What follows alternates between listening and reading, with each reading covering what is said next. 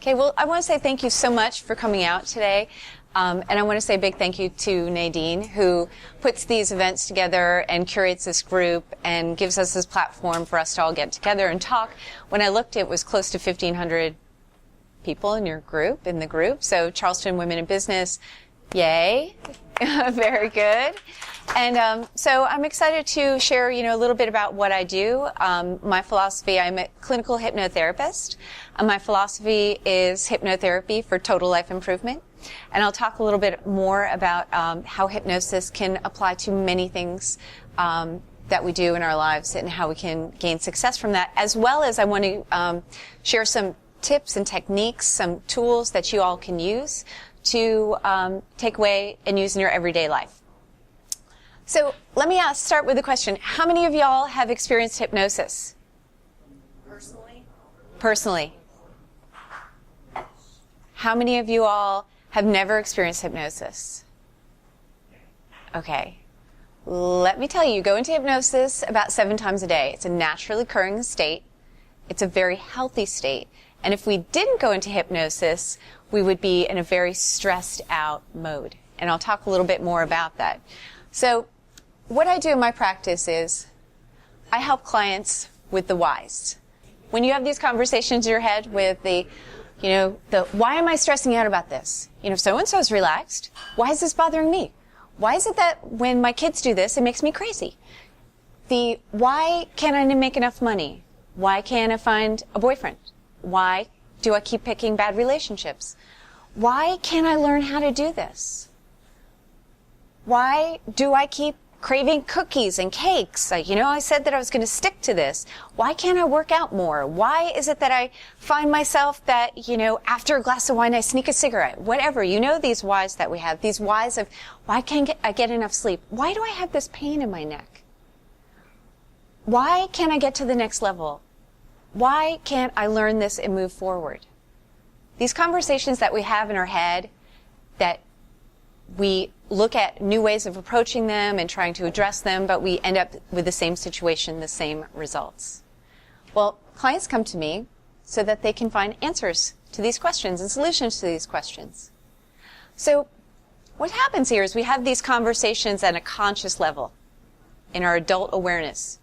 We operate from our conscious level, our adult awareness, about 10% of the time. 90% of the time, the subconscious is at the wheel. You can think of the conscious as kind of like the desktop. It processes about 40 bits of data per second. And then we have the subconscious that works 90% of the time as our supercomputer. It processes 40 million bits of data per second. So those quick reactions, those super cravings, those thoughts and ideas that keep you stopped from moving forward, they're all coming from the subconscious. What does the subconscious do? Well, the subconscious does a lot of things for us. It takes care of all of our involuntary bodily functions. So the fact that I'm talking to you without having to think about it, the fact that I'm digesting my breakfast, the fact that my blood pressure is a certain level, all of these things are happening automatically. They're happening at the subconscious level. So I do work with clients to help them with health and wellness. In addition to that, the subconscious stores all of our memories, every experience we've ever had. And with those experiences, we form our attitudes and beliefs about how we see ourselves, how we see others, how we perceive things, how we perceive our relationships with people, with food, with money. And attitudes and beliefs can be positive and supportive, and they can be limiting. So I help clients transform attitudes and beliefs or adopt new attitudes and beliefs. Emotions, there's no emotion organ. It's all coming from that subconscious, right? So that point of like, why does this make me so irritated? Or why am I feeling sad or I'm feeling anxious? It's happening at the subconscious level. Imagination and dreams, our creativity, also part of the subconscious, and our energy levels. So what does this have to do with hypnosis? Well, if you can see in this illustration here, I have a line between the conscious and the subconscious. It illustrates the critical factor. It's something that doesn't exist in the minds of children. It starts to develop around the age of 9 and is solidified at the age of 15. So any of you have children? Okay? So just know that before the age of 7, those kids are pretty much in hypnosis all the time, which you can use to your benefit. And if you want those tips, I can teach you later how to use that. But what happens is there's this critical factor here. So that doesn't exist in the minds of children. Around the age of 9, it starts to develop, and then it's solidified at the age of 15. So all of this stuff underneath, our attitudes, our beliefs, our memories, our experiences, how we address things, emotions, our emotional triggers, those are all formed at that very young age. So now as an adult, you consciously want to do something. You want to change something. You want to manifest something. So you have these conversations with you, these thoughts. These thoughts go down to this filter system. And guess what? If they don't match what's happening underneath, they get deflected. They get bounced off. So then we find ourselves doing the same things, in the same kind of patterns, in the same kind of habits. And so clients come to me with these goals that they're like, I'm just not able to reach them. So what we do is we define what those goals are. We work together, and I work with the client to use hypnosis. It's a cooperational experience. And at the most basic, we relax the body and we relax the mind. And what happens is this critical factor filter moves out of the way. When it moves out of the way, then you're more open and receptive to changing emotions, learning new things, adopting new attitudes and beliefs, improving memory, learning new skills. And it's actually a measurable state. So when I said earlier we go into a state of hypnosis about 7 times a day, hypnosis is actually a shift in brain wavelength. Us now here, we're probably operating in a beta wavelength. When we go into a state of hypnosis, we shift to an alpha state. Or if you go into deep hypnosis, you shift to a theta state or delta. Theta is the same as REM sleep. So every night when you have REM sleep, you're in a state of hypnosis. When you're daydreaming, when you finally get home from work and you're having that moment to relax and you're watching a movie, and if you were to cry, or if you were to feel afraid, or if you just everything falls away, you're in a state of hypnosis. It's triggering emotions. It's creating an experience, daydreaming. How many of you have driven somewhere and you get there and you're like, I don't even remember driving here? Well, that's because your conscious is like, all right, I got to take care of the groceries and I got to pick up the kids. And subconscious like, I'll drive. So subconscious takes over and drives for you. And actually, you're probably safer because it operates at 40 million bits of data per second compared to the 40 bits of data when you're consciously driving. So hypnosis is a great tool to open this gateway so that you can get into, at a deeper level, to reframe attitudes, emotions, beliefs, and improve health and wellness. So we ask why? I say, ask how. Hypnosis, transform emotions, change attitudes and beliefs, break habits, improve your health, learn, motivate, succeed.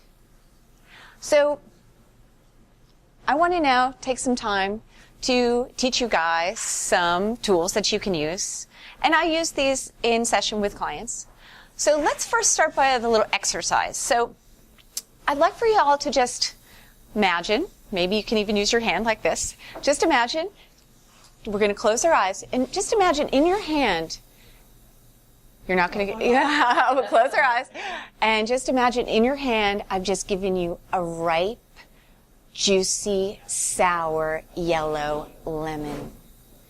That sour, juicy, yellow, ripe lemon that's cut in half, it's in your hand, it's right near your mouth. And now take a big bite of it. That sour, juicy, yellow, ripe lemon. And the juice goes down your mouth and under your tongue, that sour, juicy, yellow, ripe lemon. Okay, now we can open our eyes. And what kind of experience did you all have?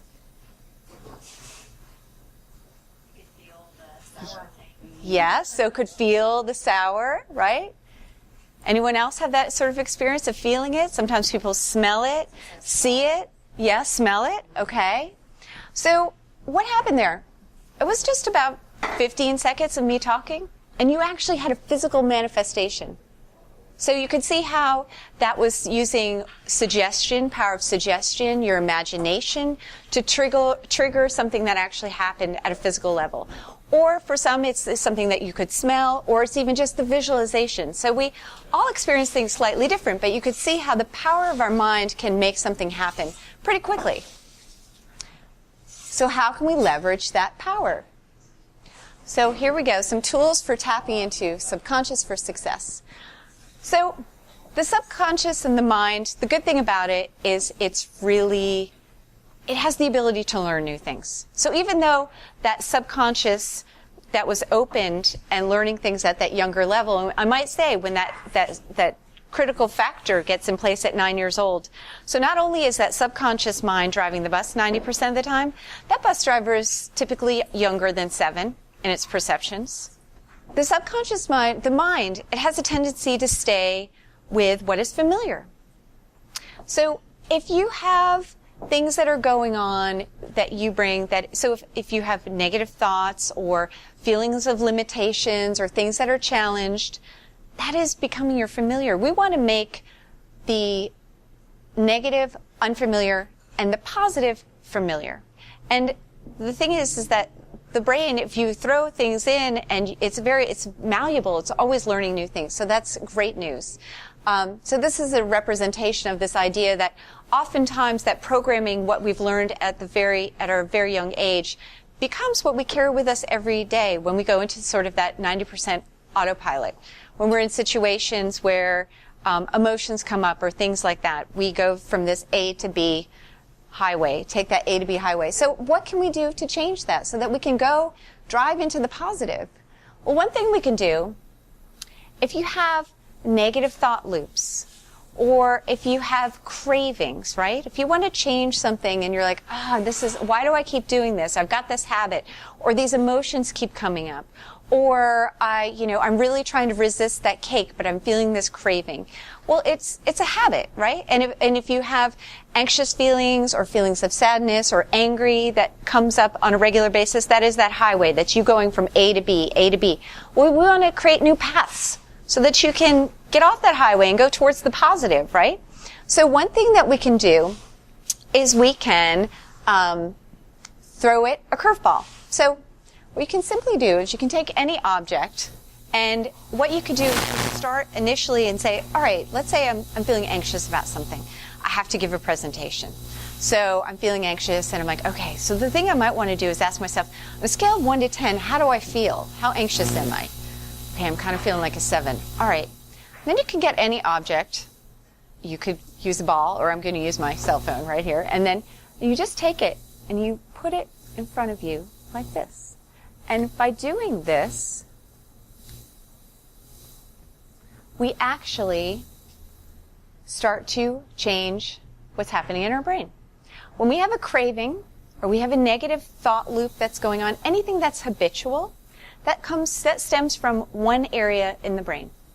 So by doing this activity of taking an object and passing it across the body like this, we activate both sides of the brain. So we actually switch up what's happening in the brain from a physical standpoint.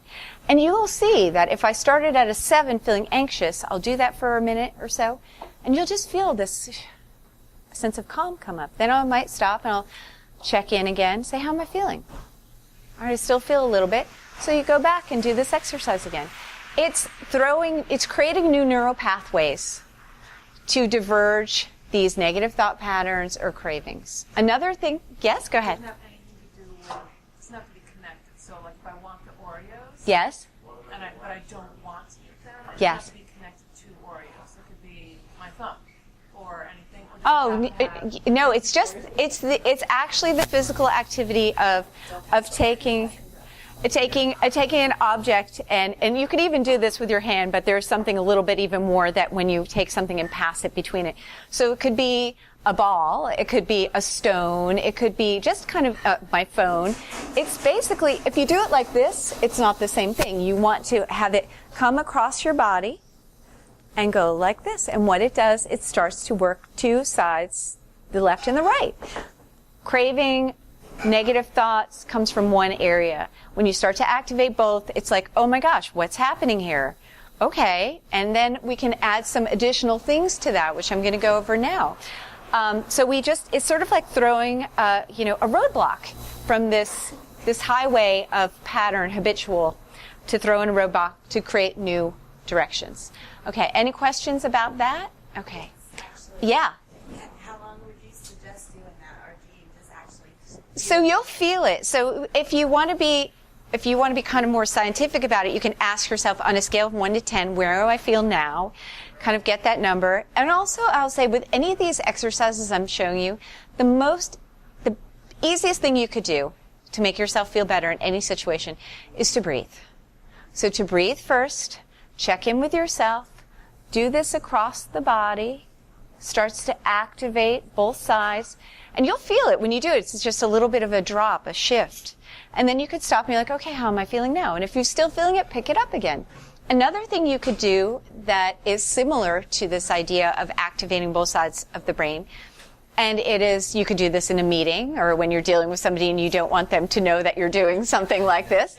You can pick a spot in the distance and just look at it, and then use your peripheral vision to expand as far as you can to look left and right. And it still looks like I'm staring at you, and then take a break.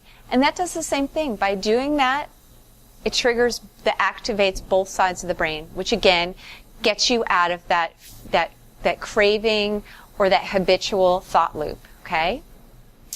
All right, so now we're going to go into a next technique.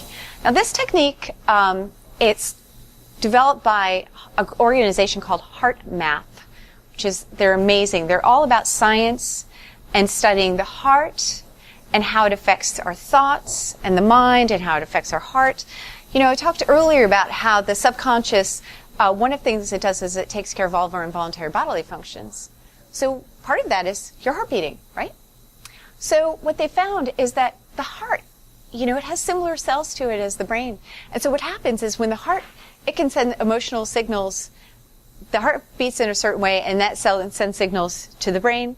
And then the brain has the thoughts that send signals to the heart. And all of a sudden we're in this active loop of feeling anxious or feeling overwhelmed or feeling like, oh boy. Well, what happens when you have these feelings, when you're feeling anxious, when you're feeling frustrated, when you're feeling off? One of the things that you can do to quickly help come back to a place of coherence, because what's happening is that the center in the brain, the heart, and the gut, they're like pendulums, these energy centers. And what happens when we have these feelings, the heart starts to make these signals, and then it communicates to the brain and the gut, and everything gets off like this, right? And when you feel off. When you feel like, I can't think straight, I'm frustrated, I'm feeling so anxious, these kind of things. One thing you can do is this quick technique to come back to it's called quick coherence. And what you can do is you can simply place your hand on your heart, and if it helps, if you're in a situation where you can close your eyes, and you can breathe into your heart. Just focus on your heart and take, about 10, 15 seconds to breathe into your heart. And by doing that, you're already starting to make a shift. But what you can add to it is you can then, in your mind's eye, create an image of something you love, something that makes you feel happy, something that makes you feel peace. Now, for some people, it's their pet. Could be someone they love, their child. It could be a beach. And just breathe into that and kind of breathe that into your heart center. And you can make it an image, you can make it a movie, you can make it have sound and smell, and you breathe into that. And by doing that, you actually calm the heart center down. And when the heart is calm, it beats differently and it sends signals to the brain and to the gut that things are calm.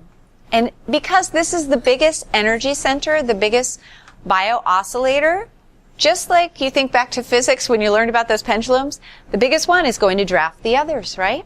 So then you find alignment. So after you go through this exercise, you can ask yourself, what is it that I need in this situation? What is it that I need to learn to help me in this situation? What insight do I have now? Because you're coming from a place of clarity. You're actually, because when you're in the emotions, things like that, you're 90% subconscious, or 99, because those aren't fixed numbers. You're totally in the subconscious. By doing this, it allows you to come back to that place of clarity so you can operate from your adult conscious awareness. This is something that they teach at corporate Fortune 500 companies. Artists use this. They teach us in school systems to allow you to come to a place of clarity. And when you're in a place where the body is operating in a place of peace, then the mind can come to a place of clarity and give insight. see it, say it, feel it. So with hypnosis, I work with clients and we define what their goals are, and I create one of the techniques I use is called hypnosis, hypnotic programming. And I create a script and we go into hypnosis, and then I say all these lovely things to them in a state of hypnosis when that mind is open and receptive, and we're just kind of reprogramming the computer based on what their desires are. So all those conversations that you had at a conscious level that didn't get to the subconscious are now getting into that subconscious. But you can do this yourselves. Be mindful of what you're saying, feeling, and doing. I'll give you the example. If I don't like my job very much, and I keep saying to myself every day, I hate my job. I hate my job. I wish I had a vacation. I wish I had a vacation. I hate my job. You know what's going to happen? I'm going to get the flu. I'm going to get sick. The body is going to find a solution for me, because it's like, she's saying a lot of stuff and has a lot of emotions around this, so we better fix this or figure something out. So you can do the reverse. Remember I was talking earlier, this idea of we stay in the negative and the negative becomes our familiar, we continue to get more negative. If we want to be positive and shift to a positive, we need to just start to go there. And so what you could do instead, if I have to work all night, if I have a deadline and I have something that's going on, I have to work all night. If I say to myself, oh, I have to work all night, this is going to be the worst. I just hate that I have to do this. Well, you know what? It's going to be probably the worst, and it will be an awful experience. If I say, I have to work all night, but you know what? I'm choosing to do this. I feel good about this. It's gaining me income, and I feel positive. I'm making this decision to do this. So the idea of see it, see what you want to do, visualize what you want, feel it, and say it, see it, say it, feel it, thing. So for example, if I'm choosing to make a shift in what I'm eating, and I go out and there's the menu, and I could say, focus on the dessert, and I could say, I really wish I could have dessert. I want dessert. And I'm seeing myself eating dessert, and I'm feeling bad about the dessert. Well, you know what? The subconscious is going, we need that dessert. We really should have that dessert, right? But if I've chosen to, let's say, lose 15 pounds, and that's my goal, when I go out to eat, I want to say, I want to see myself looking 15 pounds lighter. I want to say to myself, that's a nice dessert, but you know what? I'm choosing to stick to my goals. I'm choosing to feel good about this decision. I've decided to make this decision, and I'm going to stick to it, and I feel good about it, and I deserve it. And I feel, and you smile, the subconscious is going to be like, I don't know, she really wants to do that. Because you know what? The emotions, our thoughts, our ideas, it's all programming ourselves all the time. We take information in through visuals, through words, and through feelings and emotions. So if you want something to happen and to do it in an easy way, and everybody to be on board in your mind, heart, and body, then just start to do your own programming. And if you can't say it out loud, then do it internally. But if you can, I think it makes it even more powerful. I'm choosing to do this, I want to do this, I deserve to do this, and this is happening. And visualize it. All of those things are a powerful way to program yourself. Earlier, when I was talking about the idea of throw it a curveball to break a habit, so I could do this, right? And then the anxiousness drops, and then I could say, you know what? I'm choosing to feel good about giving a presentation. I'm feeling excellent about this. I'm deserving to do a great job at this. This is going to happen. And I'm going to smile, and it feels good, and it manifests, and it makes a shift. Visual cheerleader. Be your own visual cheerleader. See it, do it. So this is a technique that is based on neuro-linguistic programming. It's this idea of that how we make pictures and give it qualities in our brain actually kind of programs ourselves. I use these techniques in my practice along with hypnosis modalities. So one thing you can do if you want to motivate yourself to do something is to, in your mind's eye, come up with an image of something that you love to do, happy to do, excited about doing, right? And you have that there, and it could be, you know, I really love it when I go to the gym and I do this, or I really love it when I go outside and I go for a walk. It makes me feel really good, or something, just something that makes you feel good and that you feel empowered doing. So you put that in your mind's eye, an image of that. And you notice sort of what the qualities are. Some people, does it have color? Does it, do I have sound? Does it have motion? And so you just take a moment to really create how good that feels, that thing that you like to do. And then the thing that we're not so happy about doing, or maybe not so motivated in doing, we're going to want to make an image for that as well. So the first step is the positive, empowered image. And then we, open our eyes, maybe take a little break. Then we close our eyes and we come up with what is that thing that we want to do, but maybe we're not so positive about it. And we see sort of what does that look like? What are the qualities with that? And we then have that image, and we go back to the empowered image, and we bring that up front and center in our mind's eye. And we imagine the thing that we want to be motivated to do is down in the corner, the left-hand corner. And we close our eyes, and then we just 1, 2, 3, imagine swishing this up and bringing the motivation image to replace the image that was there before. And we now bring the feelings that we had from the other experience, the empowered image, the excited about image, to this new image. And we breathe into that. And we give it color. And also, if you can feel sort of what the energy is like from the first image, some people feel that when they have energy, and we could, you could close your eyes now and take a moment to do this too. Just feel sort of what the sense of where your energy is. Sometimes people, the energy kind of rotates like this, or other people, they feel like it kind of rotates like this. Whatever those characteristics of the energy, so the positive energy. Now for me, it goes like this. Others, like this. Whatever that quality is of how you felt in that first image, map it to the second one. So the idea is that you're replacing one with the other, and you do it several times. So to start from the beginning, I have to close my eyes, I have the empowered image of something that makes me feel really good, something I love to do, and then I have the other one in the corner, and I just think 1, 2, 3, and I switch this one up, and I make it big in front, and I make the other one down in the corner, and I just breathe into that and connect to that and bring these positive feelings to it. And you do that several times, and it's a nice way to start to bring the same characteristics of something you already love to do and are excited about doing to something that maybe you feel lukewarm towards or not liking to do so much. And you can do that over and over 3 or 4 times till you start to feel a shift. And that's we've talked a lot about the tools and techniques, this idea of activating both sides of the mind to make new neural pathways, to give new direction when we're feeling in a loop, whether it's a negative loop or a craving or habit, to break those. We talked about ways about how you can use your heart to access feeling calm and map good feelings of peace and love to our heart center. And in doing so, we come in alignment. And from there, we can get clarity about what it is we need in that situation or insights. We talked about this idea of programming yourselves, saying what you want, being mindful of what you want. If I want to lose 15 pounds, that is my goal, and I'm going to just stick to that and focus on that. I'm not focusing on any of the negative stuff about that's keeping me here. We want to make the negative unfamiliar and the positive familiar. And then this idea of using visualization and emotion to connect to things that you already love to do, to bring those to things that maybe you love to do less, and turning that around so it's something that you're interested and motivated to do. Now those are tools and techniques that you all can use on your own.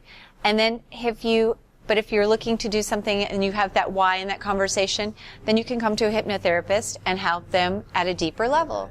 And some of the things that I help my clients with top things I work with is weight loss, anxiety, stress, building confidence, breaking habits, addressing cravings, letting go of anger, working on emotions. I also help clients with business goal setting, working on prosperity, sleep, health, wellness, pain management, relationships, communication, and also do work with a lot of clients, sports performance specifically. I do a lot with golf and tennis. And also I do offer past life regression. We talked about at the beginning this idea that all of our memories are stored in that wonderful subconscious data bank. Well, if you believe in this idea that a soul carries through, then we have those memories. So I help clients to access those memories in past life regression as well. Any questions? All right. Well, thank you so much for allowing me to have this time today to present to y'all. It's been a true pleasure.